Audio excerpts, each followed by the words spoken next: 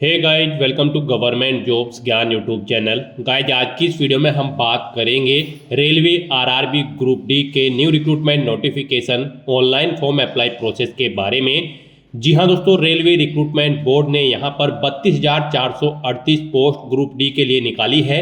कैसे आप इस भर्ती के लिए अपना फॉर्म अप्लाई कर सकते हो बिना कोई मिस्टेक किए हुए, इसकी पूरी जानकारी हम आपको स्टेप बाय स्टेप रजिस्ट्रेशन से लेकर प्रिंट तक इस वीडियो में देंगे। बस आपको इस वीडियो को स्किप किए बिना शुरू से लेकर एंड तक देखना है। उसके बाद वीडियो पसंद आए तो इसे लाइक और शेयर कर दें। चैनल पर नए हो तो इसे सब्सक्राइब कर लें। साथ ही साथ यहाँ पर कैंडिडेट जो फॉर्म अप्लाई कर रहे हैं, जो भी प्रॉब्लम उनके सामने आ रही है, उन सभी का हल आपको इस वीडियो में मिल जाएगा। और हम आपको ये भी बताएंगे कि कौन से वो टॉप 5 सेफ जोन्स हैं जिनके अंतर्गत अगर आप अपने फॉर्म अप्लाई करते हो तो यहाँ पर आपके सिलेक्शन के चांसेस ज़्यादा रहेंगे बाकी औरों से। और आपको हम ये भी बताएंगे कि आप कैसे अपनी क्वालिफिकेशन दें और कैसे आप अपनी पोस्ट प्रेफरेंस सेलेक्ट करें जिससे आपके सिलेक्शन में आसानी हो। तो सभी जानकारी आपको इस वीडियो में दी जाएगी और साथ ही साथ ये भी बताया जाएगा कि कौन सी वो कॉमन मिस्टेक है जिसे करने से आपके एप्लीकेशन फॉर्म रिजेक्ट हो सकते हैं। आपको उसे अवॉइड करते हुए अपने फॉर्म अप्लाई करने हैं। पूरी जानकारी इस भर्ती से रिलेटेड और ऑनलाइन फॉर्म अप्लाई से रिलेटेड आपको इस वीडियो में मिल जाएगी। साथ ही साथ आपको ये भी बताया जाएगा कि कौन सी बुक से आप अपनी प्रिपरेशन करें जिससे आप रेलवे ग्रुप डी का एग्जाम क्रैक कर सके। तो पूरी जानकारी के लिए बने रहिए इस वीडियो में एंड तक हमारे साथ। तो बिना कोई वक्त गंवाए चलिए शुरू करते हैं। आपको इस वीडियो के डिस्क्रिप्शन बॉक्स में हमारी वेबसाइट IND-sarkari-naukri.in के इस पेज का लिंक मिल जाएगा। यहाँ पर आपको इस भर्ती के रिगार्डिंग सभी डिटेल्स प्रोवाइड कर दी गई है। रेलवे रिक्रूटमेंट बोर्ड भारतीय रेलवे ने ग्रुप डी के 32,438 खाली पदों को भरने के लिए नोटिफिकेशन रिलीज किया है, जिसके तहत वे यहाँ पर pointsman, assistant track maintainer, assistant loco shed और असिस्टेंट ऑपरेशंस के 32,438 खाली पदों को भरने के लिए भर्ती करने जा रहे हैं। यहाँ से आप पोस्ट की डिटेल चेकआउट कर सकते हो, कौन सी पोस्ट के लिए कितनी नंबर ऑफ वैकेंसीज है। यहाँ पर आप 22 फरवरी 2025 तक अपने फॉर्म अप्लाई कर सकते हो। 23 जनवरी 2025 से फॉर्म भरने स्टार्ट हो चुके हैं।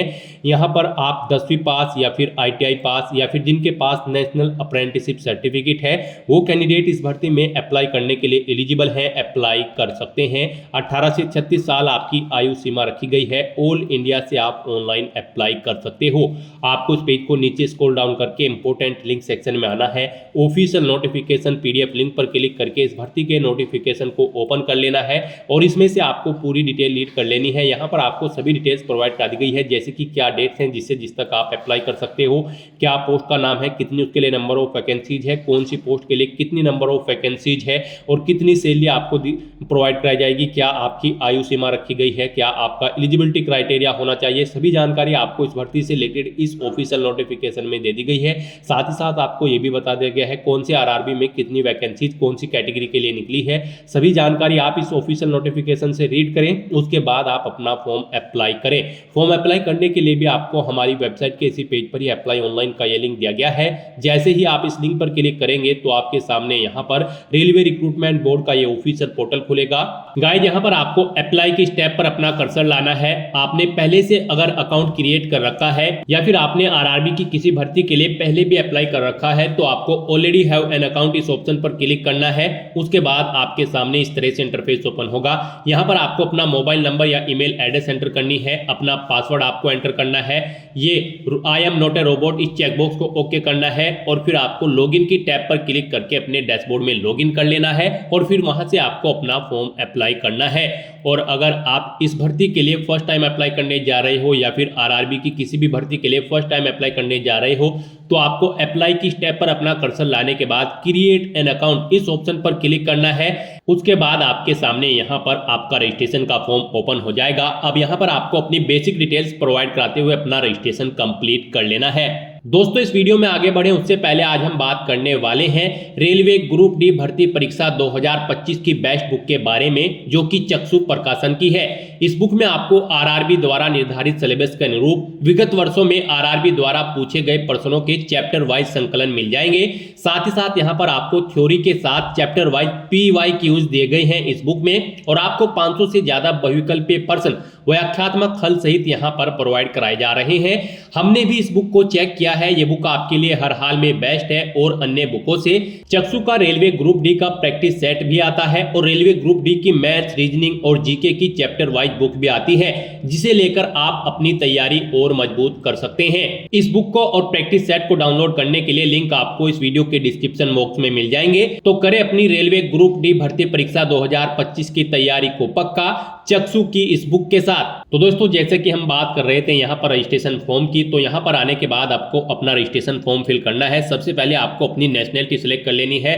उसके बाद यहाँ पर आपको अपना फुल नेम एंटर करना है अपनी 10वीं की मार्कशीट के अकॉर्डिंग। उसके बाद उसे आपको रिटाइप कर देना है। जो नाम आपने पहले एंटर किया है उसे ही यहाँ पर सेम रिटाइप कर देना है। फिर आपसे पूछा गया है कि क्या आपने कभी अपना नाम चेंज किया है। अगर किया है तो आप यस ऑप्शन सेलेक्ट करें और फिर I understand and I agree इस ऑप्शन पर क्लिक करें। फिर आप अपना चेंज नेम दें, उसे रिटाइप करें। और अगर आपने कभी अपना नाम चेंज नहीं किया है तो यहाँ पर आप नो ऑप्शन सेलेक्ट कर लें। फिर यहाँ पर आपको अपनी डेट ऑफ बर्थ इस कैलेंडर में से सेलेक्ट करनी है, उसे एक बार फिर से यहाँ पर आपको टाइप कर देना है। पहले DD फिर MMYY फॉर्मेट में, यानी कि पहले डे फिर मंथ और फिर ईयर। उसके बाद यहाँ पर आपको अपना जेंडर सेलेक्ट करना है, जेंडर को आपको रीसेलेक्ट करना है। आपको अपने फादर का नाम यहाँ पर एंटर करना है, फादर का नाम भी आपको फिर दोबारा से रिटाइप कर देना है। फिर आपको अपनी मदर का नाम यहाँ पर एंटर करना है, उसे भी रिटाइप कर देना है। उसके बाद यहाँ पर आपको अपनी कॉन्टैक्ट डिटेल प्रोवाइड करानी है। यहाँ पर आपको अपना ईमेल एड्रेस एंटर करना है। फिर जनरेट ईमेल OTP ऑप्शन पर क्लिक करना है। आपकी ईमेल पर OTP आएगा, वो OTP आपको यहाँ पर एंटर करके अपनी ईमेल ID वेरीफाई कर लेनी है। फिर आपको अपना मोबाइल नंबर यहाँ पर एंटर करना है। फिर जनरेट OTP ऑप्शन पर क्लिक करना है।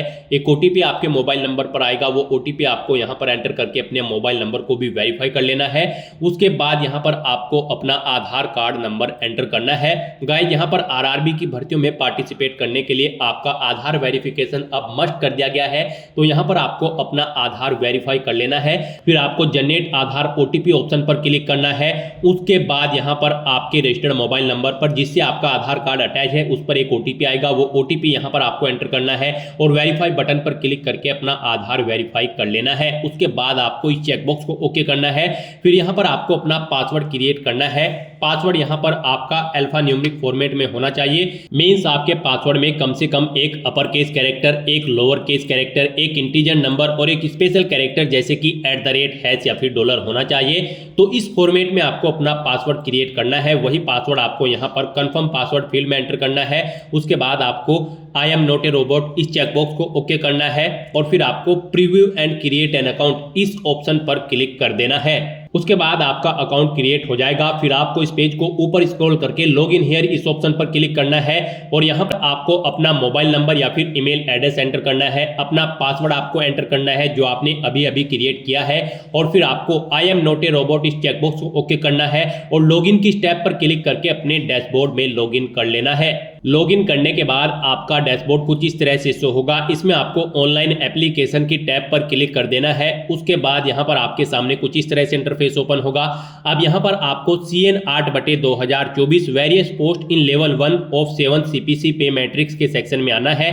यहाँ पर ये ग्रुप डी की 32,438 पोस्ट के लिए वैकेंसी है। तो यहाँ पर आकर आपको सबसे पहले अपना कोई बोर्ड सेलेक्ट कर लेना है जिस बोर्ड में आप अप्लाई करना चाहते हैं। तो गाइस, यहाँ पर जब आप अपने डैशबोर्ड में आकर अपना RRB चुनेंगे तो यहाँ पर आपको केयरफुली अपने RRB का सिलेक्शन करना है।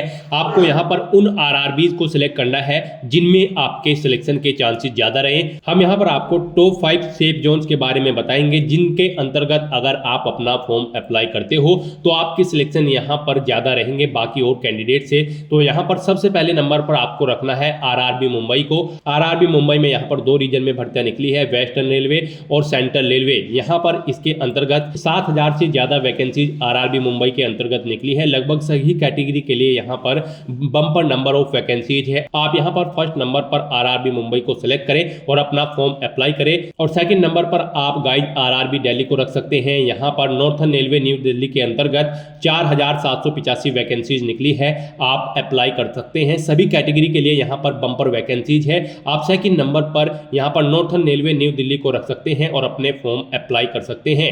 और टॉप 5 सेफ जोन्स में अगर बात करें थर्ड नंबर की, तो थर्ड नंबर पर आप southern railway Chennai RRB Chennai के अंतर्गत अपने फॉर्म अप्लाई कर सकते हैं। इसके अंतर्गत यहाँ पर 2694 वैकेंसीज निकली है, बंपर वैकेंसीज है सभी कैटेगरीज के लिए, तो आप इसे तीसरे नंबर पर अप्लाई कर सकते हैं।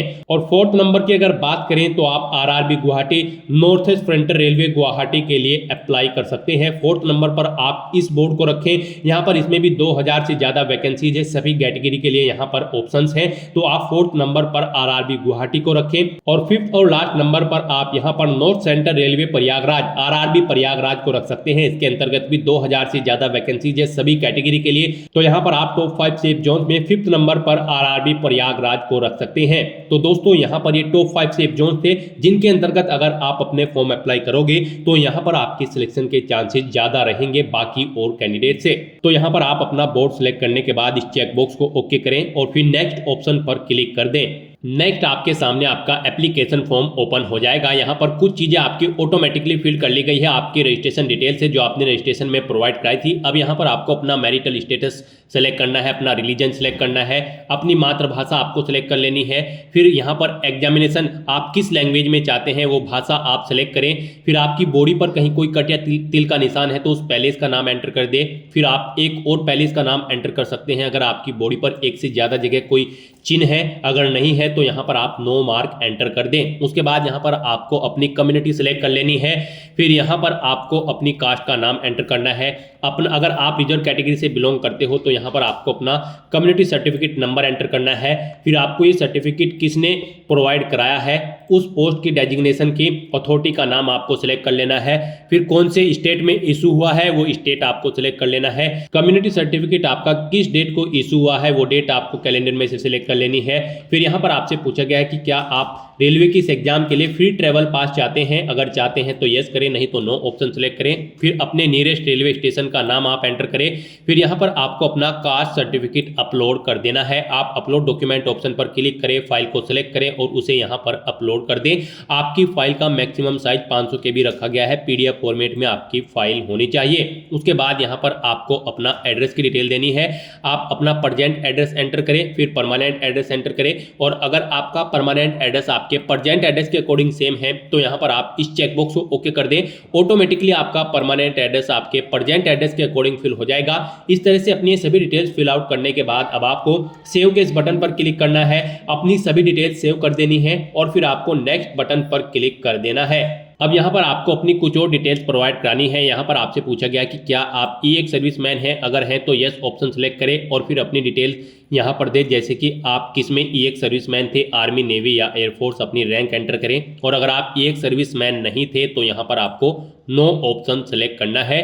उसके बाद आपसे पूछा गया कि क्या आप बेंचमार्क डिसेबिलिटी PWBD कैंडिडेट हैं, अगर है तो यस ऑप्शन सेलेक्ट करें और फिर अपनी डिसेबिलिटी की डिटेल यहाँ पर दें। डिसेबिलिटी की कैटेगरी सेलेक्ट करें, सब कैटेगरी सेलेक्ट करें, परसेंटेज ऑफ डिसेबिलिटी दे, नेचर ऑफ डिसेबिलिटी दे और PWBD सर्टिफिकेट नंबर यहाँ पर दें और आपको इशू कब हुआ था वो सर्टिफिकेट की डेट सेलेक्ट करें। और अगर आप यहाँ पर PWBD कैंडिडेट नहीं हैं तो यहाँ पर आपको नो ऑप्शन सेलेक्ट करना है।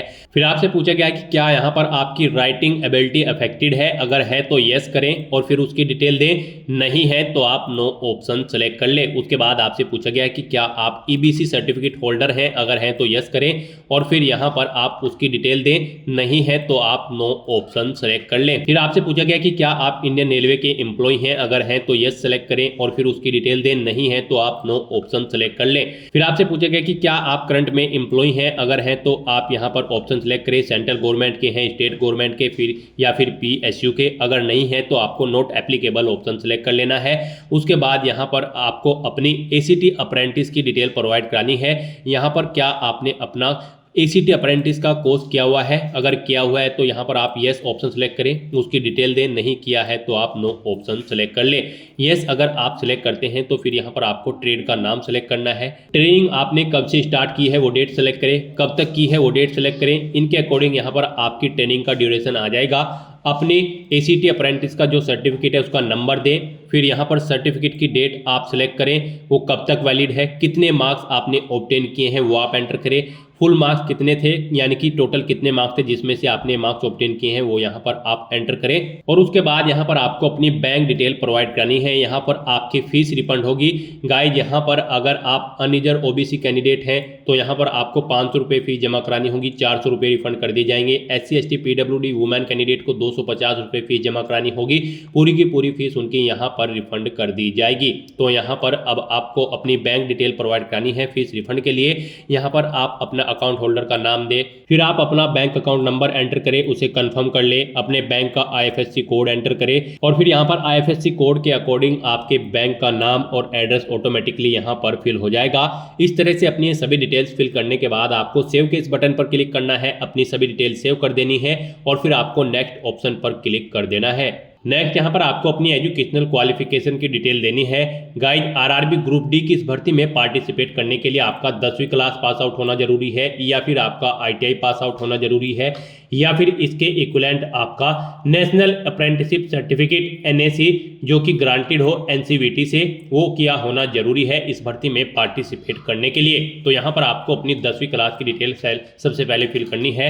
यहाँ पर आप मैट्रिकुलेशन SLC ऑप्शन सेलेक्ट करें, स्टेट सेलेक्ट करें, अपना डिस्ट्रिक्ट सेलेक्ट करें, बोर्ड का नाम दें, उसके बाद कब आपने पास आउट की है अपनी 10वीं क्लास वो डेट सेलेक्ट करें, अपना रोल नंबर एंटर करें और फिर यहाँ पर आप अपने 10वीं क्लास के सर्टिफिकेट का सीरियल नंबर एंटर कर दें। उसके बाद यहाँ पर आपको अपडेट किस बटन पर क्लिक करके अपनी डिटेल ये अपडेट कर देनी है। अगर आपने पहले से अपनी 10वीं क्लास की डिटेल यहाँ पर प्रोवाइड करा रखी है, नहीं तो यहाँ पर आप क्वालिफिकेशन में सिलेक्ट करके मैट्रिकुलेशन/SSLC सेम यही डिटेल प्रोवाइड करा सकते हो। और अगर आपने ITI भी कर रखी है तो आप ITI ऑप्शन सेलेक्ट करें और फिर आप ऐसे ही यहाँ पर अपनी ITI की डिटेल प्रोवाइड करा सकते हो। सबसे पहले यहाँ पर आपको ट्रेड सेलेक्ट करनी है, स्टेट सेलेक्ट करना है अपना, उसके बाद यहाँ पर आपको अपना डिस्ट्रिक्ट सेलेक्ट करना है, फिर यहाँ पर आपको इंस्टीट्यूट का नाम देना है जिससे आपने अपनी ITI कंप्लीट की है, कब पास आउट की है वो डेट सेलेक्ट करें, सर्टिफिकेट इशू आपको NCVT से हुआ है या फिर SCVT से ऑप्शन सेलेक्ट करें, फिर आप अपने सर्टिफिकेट का टाइप सेलेक्ट करें। उसके बाद यहाँ पर ऐड के इस बटन पर क्लिक करें,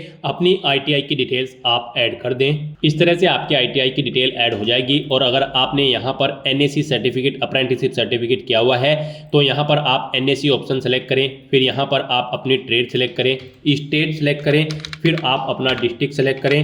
डिस्ट्रिक्ट सेलेक्ट करने के बाद यहाँ पर आप इंस्टीट्यूट का नाम दें जिससे आपने ये सर्टिफिकेट किया है, कब किया है वो डेट सेलेक्ट करें। सर्टिफिकेट इशू आपको NCVT से हुआ होगा तो ये आप ऑप्शन सेलेक्ट करें, सर्टिफिकेट का टाइप आप सिलेक्ट करें NAC और फिर ऐड के इस बटन पर क्लिक करके अपने सर्टिफिकेट की डिटेल को भी आप ऐड कर दें। इस तरह से अपनी क्वालिफिकेशन की डिटेल ऐड करने के बाद अब आपको नेक्स्ट ऑप्शन पर क्लिक करना है। उसके बाद आपके सामने यहाँ पर कुछ इस तरह से इंटरफेस ओपन होगा।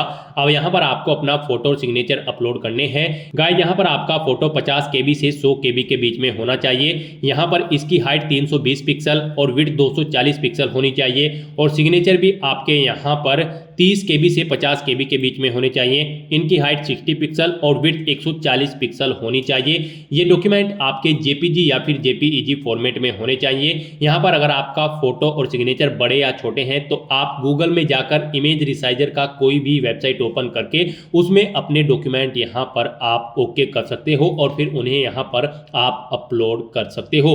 अपलोड करने के लिए आपको यहाँ पर ब्राउज के इस बटन पर क्लिक करना है और फाइल को सिलेक्ट करना है और उसे यहाँ पर आपको 1 बाय 1 करके अपना फोटो सिग्नेचर अपलोड कर देने हैं। गाइस इस सेक्शन में आपको दी गई गाइडलाइंस के अकॉर्डिंग अपने फोटो और सिग्नेचर अपलोड करने हैं, अदरवाइज यहाँ पर आपका एप्लीकेशन फॉर्म रिजेक्ट हो सकता है। जैसा कि हमने स्टार्टिंग में ही बताया था कि कौन सी वो कॉमन मिस्टेक है जिसे करने से आपके एप्लीकेशन फॉर्म रिजेक्ट हो सकते हैं, तो इसी सेक्शन की वो मिस्टेक है। इस सेक्शन में अगर आप मिस्टेक करोगे, दी गई गाइडलाइन के अकॉर्डिंग अगर आप अपने डॉक्यूमेंट अपलोड नहीं करोगे फोटो और सिग्नेचर, तो आपका एप्लीकेशन फॉर्म यहाँ पर रिजेक्ट हो सकता है। तो इस तरह से अपना फोटो सिग्नेचर यहाँ पर अपलोड करने के बाद आपको सेव के इस बटन पर क्लिक करना है, इन्हें सेव कर देना है और फिर आपको नेक्स्ट ऑप्शन पर क्लिक कर देना है। नेक्स्ट आपके सामने कुछ इस तरह से इंटरफेस ओपन होगा। यहाँ पर आप जिस पोस्ट के लिए एलिजिबल हैं आपको यहाँ पर वो शो कर दी गई है। मान लीजिए आप यहाँ पर किसी और पोस्ट के लिए अप्लाई करना चाहते हैं तो फिर आपको अपना RRB चेंज करना होगा स्टार्टिंग में ही। यहाँ पर जिस RRB को आपने सिलेक्ट किया है और आपकी एलिजिबिलिटी के अकॉर्डिंग यहाँ पर आपको पोस्ट शो कर दी गई है। आप इस पोस्ट पर एलिजिबल है अप्लाई करने करने के लिए ये पोस्ट आपके आरआरबी और एलिजिबिलिटी के अकॉर्डिंग यहाँ पर शो होगी।